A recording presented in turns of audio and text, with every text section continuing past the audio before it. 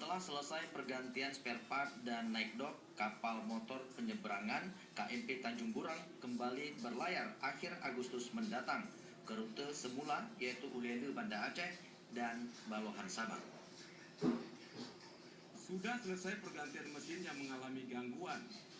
Jadi, KMP Tanjung Burang ini akan dikirim ke Pelabuhan Belawan Medan atau ke Balohan Sabang untuk naik dok. Ungkap General Manager PT ASDP Indonesia Ferry Cabang Banda Aceh, Imam Habib Najud pagi tadi. KMP Tanjung Burang semula diperbaiki di Medan, Sumatera Utara.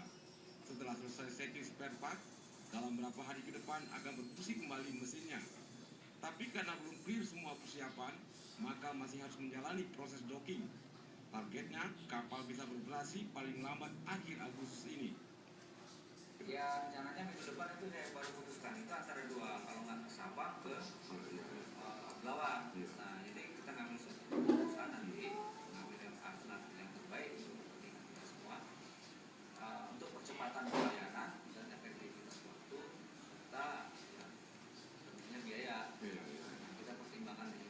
Jadi minggu depan itu kita putuskan perawatan docking itu kalau harinya kalau dilihat dari pekerjaan tidak masalah. Ya target kita operasi ada akhir Agustus ya.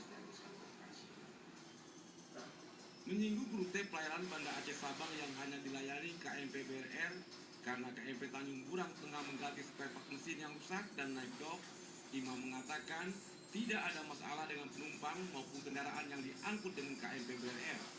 Dengan ukuran yang besar dan adanya penambahan trip KMP BRR, maka kekhawatiran akan krisis transportasi di laut sudah dapat diatasi. Sebab KMP BRR untuk sementara bersama KMP Papuyu secara reguler memadai melayani lintasan insidentil ini. Tim Liputan TVRI melapor.